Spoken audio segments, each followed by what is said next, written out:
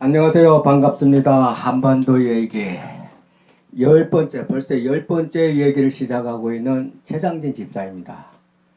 이 한반도 얘기는 이 한반도에서 우리 민족들이 살아온 삶의 역사, 그러니까 우리 민족들이 이 삶의 숨소리 얘기와 기독교 복음의 역사 얘기들을 일반적인 상식으로 풀어가면서 강의를 하는 겁니다. 고구려 발해 때에는 우리 강토가 이 간도 지방과 이 만주 일대를 확대된 적은 있었지만은 삼국 통일 이후에는 대략 압록강과 이 두만강을 이남으로 확정되어 내려왔음을 우리가 알 수 있는데, 한반도 면적은 우리가 눈으로 보기도 그렇게 크지 않은 면적을 가지고 있는 반도죠. 제주도를 포함해서 한반도 주위에 널려있는 섬이 자그마치 몇 개나 되느냐? 자그마치 3,200개나 된다고 그랬어요. 이 3,200개나 되는 섬들을 도소도를 포함해 가지고 대한민국 육지인 이 영토와 바다의 12해리 바다의 영해와 하늘을 영공을 포함해서 대한민국 영토라고 해서 한반도라고 내려오고 있죠. 지금 대한민국 영토는 한쪽 면에 지금 이 한반도는 북쪽으로 붙어 가지고 중국 대륙을 경계선으로 하면서 연해주 땅이 16조와, 그러니까 연해주 땅, 러시아 땅이 연해주와 16.5km를 마주 대면서 지금 이렇게 보기 좋게 모양 좋게 삐져 나온 반도예요. 우리 민족들은 이 한반도에서 삶의 주던 터전을 삼고 살아온 민족들이다. 이 민족들은 이 한반도에서 한민족만의 독특한 문화와 국민성을 형성하면서 우리 민족들만의 역사적으로 볼 때 우리 민족들만의 정통성을 이어온 특별한 의미가 담겨져 내려온 곳이 이 한반도고 우리 민족들이라는 거예요. 그러니까 이렇게 우리 민족들이 살아온 우리 민족들은 옛부터 불교와 유교 몸인 민족들이기 때문에 그리스도 복음이, 기독교 복음이 이 천주교를 받아들인다는 것이 그리 결코 쉬운 일은 아닐 것이라 생각하고 있는 거예요. 조선의 유학자들은 종교적, 철학적, 학문적인 측면에서는 천주학과 유학이 서로 유사성을 인정하면서도 잘못하면은 조선 사회가 천주학의 유학에 현혹되는 것을 불안해갖고 인간과 신간의 인격적 관계를 부정하게 되면서 천주학을 서양 문물인 서학으로만 취급했지 종교로 인정하려 들지 않았다는 얘기예요. 여기에는 이성계의 영향이 있었다고 볼 수 있는데, 고려 중심 불교에서 조선을 유교 중심으로 변화와 개혁을 통해 고려와는 전혀 다른 보다 나은 조선사의 성장과 발전을 주도적인 역할을 해내려고 했던 이성계의 영향이 컸다는 얘기예요. 이성계가 세운 이 조선은 1392년에 유교적 인본주의 바탕으로 한 근세사회를 이뤄낸 것이 조선주다, 조선사회다 이렇게 내려오고 있어요. 여기서 유교적이라는 것은 공자에 의해서 창실된 유가에서 비롯한 유학을 말한다 하는 거예요. 그러니까 유교는 유학이다는 얘기예요. 공자는 춘추시대의 사상가로 내려온 인물이에요. 그러니까 기원전 551년부터 479년에 살아온 중국의 공자가 사서 삼경 경전을 이전을 해가지고 옳다고 주장한 가르침이 유교 사상이다 하는 거예요. 이 공자는 철저한 이 현실의 질서와 윤리를 가르침으로써 공자의 강력한 주장은 바로 이 정도예요. 발을 정다에다가 길도자, 이 정도인데, 임금은 임금다워야 하고, 신하는 신하다워야 하고, 아버지는 아버지다워야 하며, 아들은 아들다워야 한다는 것인데, 그래야 인륜이 바로 서고 법도와 나라의 법도와 기강이 바로 선다는 것이 공자의 가르침이에요. 우리 조선조 중종 때 이 조광조라는 분도 있었죠. 이 조광조는 종국 공신이 개정을 요구하면서 공자의 가르침을 정치의 근본으로 삼을 것을 역설한 바가 있어요. 또한 이 중국의 한무제 때에는 임금은 신하의 근본이 되어야 하며 아버지는 아들이 근본이 되어야 하며 남편은 부인이 근본이 되어야 한다. 공자의 이 정도를 삼강도덕 주법으로 바꿔 내려오면서 유학은 한무제 때에 있어가지고 애부터 정치 이념이 된 이래 2000년 동안 중국을 지배해온 정치 이념이 되어 내려왔고, 우리 삼국시대 이 유학이 돌아오면서 고려 시기에는 불교와 유교가 서로 결탁하게 되면서 불교와 유교는 일맥상통하다. 이렇게 내려왔어요. 이렇게 조선은 유학을 연구하고 가르치는 유학자들과 유생원들을 발굴하고 배출함으로써 지금의 우리 일생생활에도 이 유학에 큰 영향을 주고 있는 것이 이 유교이죠. 여기서 인본주의 바탕이라는 것은 서유럽의 이 르네상스 시대인 14세기부터 16세기 르네상스 시대에 일어난 인문주의를 말하는 거예요. 즉 중심 세계에서 인간을 해방시키고 인간의 존엄성을 우선 목표로 삼자는 것이 이 인본주의예요. 그러니까 이렇게 서유럽에서는 1300년부터 1500년, 우리 조선의 건국 시기가 1392년이죠. 그러니까 서유럽에서는 1300년부터 1500년 때에는 인간의 자유와 평화와 인권을 부르짖는 사상운동이 활발하게 이루어지고 있었다는 거예요. 이렇게 조선사회도 이 유교와 인본주의 바탕으로 한 변화와 개혁을 통해 조선사회보다도 나은 세상을 만들어보는 애쓰는 흔적이 보인다는 얘기예요.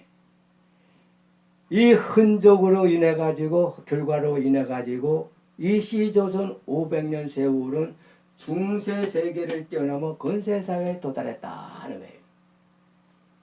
이렇게 조선은 유학을 연구하고 유생원들을 유학자를 배출하는 나라이기 때문에 이 천주교와 기독교 복음은 17세기까지는 그런 대로 지하교회를 조직을 확장하고 신도수를 늘려갔지만은 18세기부터 19세기에 들어오면서부터 이 중국이 북땅에서 이 파견된 이 그 주문부 신부와 조선의 최초의 신부인 최초의 이 기독교 천주교 기독교 복음의 창설자의 선구자 역할을 했던 이 베드로 이승훈과 그리고 이가한, 권철성 등 같은 주요 신자들이 체포되어가지고 처형되면서 순교당하고 말한 거예요.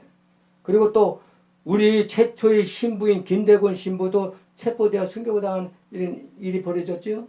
이렇게 기독교 박해가 심해지면서 이 조선은 차츰차츰 세국 정책을 단행하면서 나라의 문을 걸어잠그기 시작한 거예요. 이것은 왜 그러냐면은 19세기부터 들어서면서부터 서양인들이 동양을 침범하기 시작했는데 제일 먼저 침범한 것이 어디냐? 중국이에요.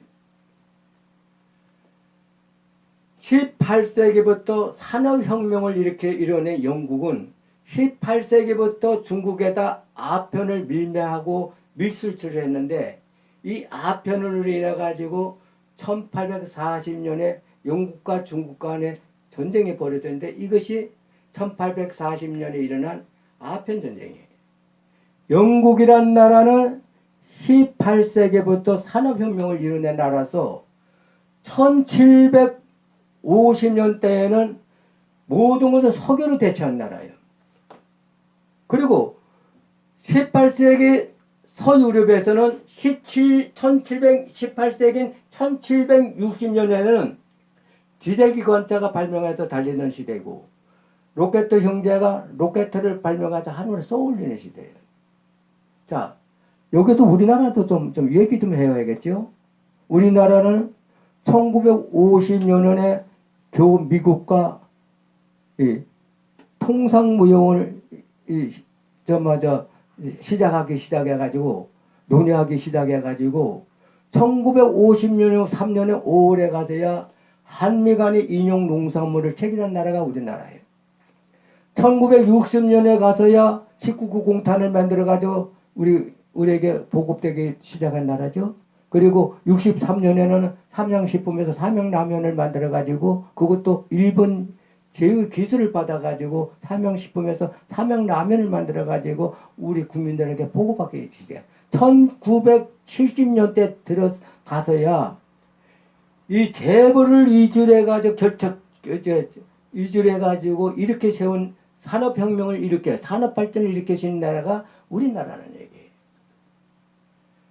1840년 아편전쟁은 신신무기인 이 함포와 함대인 영국과 재래식 무기와 함선으로 가지고 이 전쟁을 벌인 중국이 결국 크게 패함으로써 전쟁에 패한 대가로 배상금을 많은 막대한 배상금을 비롯해가지고 홍콩을 영국에게 넘겨주는 수모를 당하고 말았죠. 이 틈을 타가지고 이 중국이 새 가진 이 틈을 타가지고 그 틈을 노려가지고 러시아가 추운 이 시베리아를 넘어가지고 야금야금 중국 땅을 갉아먹기 시작한 거예요.